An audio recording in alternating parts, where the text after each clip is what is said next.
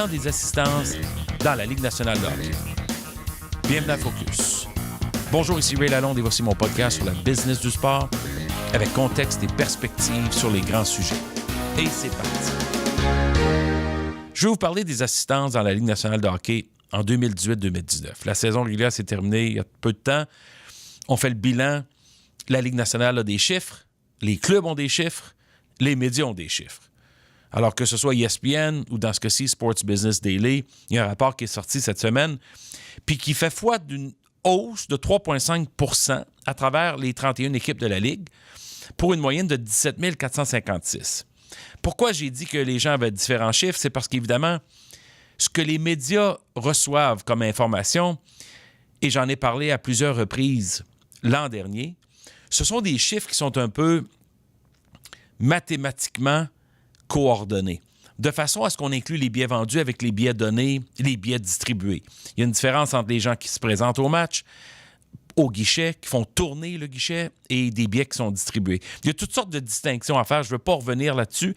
Ce que je veux vous dire, c'est que selon ce rapport ici, hausse de 3,5 à 17 456. L'an dernier, c'était 16 864. Puis c'est les Blackhawks, encore une fois, qui dominent. Difficile, encore une fois, pour moi de concevoir comment les Blackhawks continuent de rajouter 5 % de plus.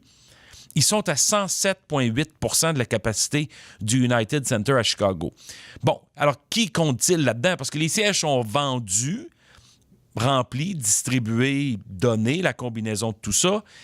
Mais il y a des gens qui sont dans les restaurants, il y a des gens qui sont dans les loges. Et on rentre les gens dans les loges en position debout, et ils comptent comme un spectateur de plus, même s'il n'y a pas de siège pour les accommoder, ce qui fait en sorte qu'on dépasse le 100 %. Les Canadiens sont deuxièmes avec une moyenne de 21 047, 98,8 %, ce qui est excellent. Mais c'est quand même approximativement 250 ou plus billets pas vendus. Et encore une fois, je répète, dans les totaux que je mentionne ici, il y a des billets donnés, des billets distribués qui sont là-dedans ou non utilisés. Fait que les chiffres ne sont pas tout à fait justes, mais ça demeure un rapport qui est public. Je vais vous parler des équipes qu'on souligne souvent comme étant en difficulté.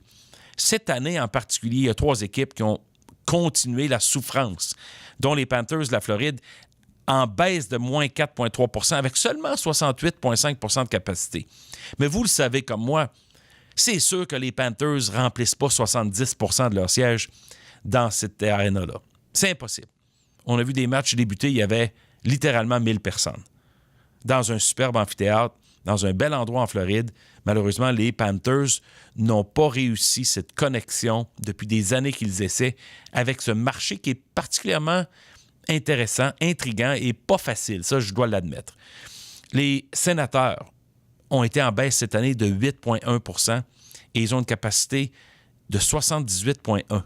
Bon, pour une équipe au Canada, c'est encore une fois, ça semble bien, 78,1 %, mais je ne peux pas croire en 100 ans que 78,1 % des billets étaient occupés à Ottawa cette année. Surtout qu'ils ont fermé des sièges dans le haut des gradins. Et puis, mais une moyenne de 14 553, ça me paraît très généreux. Je ne veux pas entrer pour questionner. Le but n'est pas là. Le but, c'est de dire qu'il y a des équipes qui souffrent encore. Je pense aux Devils qui est en baisse de moins 2 %, les Blues de Saint-Louis en baisse de 5,4 %, les Rangers en baisse de 3 % les Sabres de Buffalo en baisse de 3,5 %. Mais il y a beaucoup d'équipes qui ont connu des hausses. Je pense aux Flyers de Philadelphie, 4,4 %. Je pense aux qui est en hausse aussi, évidemment, les Coyotes et les Hurricanes, de façon étonnante. Les deux à 7,3 puis 7,5 % respectivement. Alors, il y a quelque chose qui s'est passé de bien en Caroline depuis l'arrivée de Tom Dundon. L'équipe est en série. L'équipe a bien terminé la saison. On n'a qu'à penser à tout ce qui s'est dit autour de Don Cherry, puis cette équipe-là qui a créé une certaine vague en fin de match après chacune des victoires pour garder les gens sur place.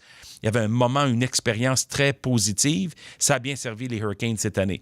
Et les Coyotes, se sont battus jusqu'à la fin pour participer aux séries. Ils ont raté les séries de peu, mais il y avait quand même du bon hockey qui jouait en Arizona cette année. C'est encourageant. C'est pas évident parce qu'encore une fois, c'est une équipe qui attire en bas de 14 000 selon ses chiffres. Tout ça pour dire que dans l'ensemble, la Ligue nationale se porte bien. Il y a des équipes qui sont en difficulté. C'est flagrant en termes d'assistance. Panthers et Sénateurs, ça, c'est important. Les Coyotes, les Hurricanes, ils ont du chemin à faire, mais au moins, ils sont sur la bonne voie. Puis tu as d'autres équipes comme les Devils puis les Islanders qui ont souffert un peu de changer d'aréna en fil de saison, avec une aréna à Long Island qui a moins de capacité, mais les Islanders, encore une fois, ont beaucoup d'espoir pour de jours meilleurs à l'avenir. Tout ça pour dire que à la fin d'un bilan comme ça, sachant très bien que les ventes de billets comptent pour beaucoup dans le hockey. C'est le plus grand pourcentage de revenus d'une équipe de hockey, c'est les ventes de billets, les revenus billets et loges au guichet. Donc, c'est très important pour les équipes de la Ligue nationale de réussir à ce niveau-là. Donc, contrairement à la NFL qui peut jouer des matchs avec des stades vides et être très, très rentable, le hockey a besoin de spectateurs dans les gradins. Alors, il y a 4-5 équipes qui ont du travail à faire pour s'améliorer rapidement. On le sait tous. On sait tous aussi que la popularité d'une équipe éventuelle à Québec serait évidente vis-à-vis certains de ces marchés-là aux États-Unis. Il y a une raison pourquoi que ces équipes existent aux États-Unis.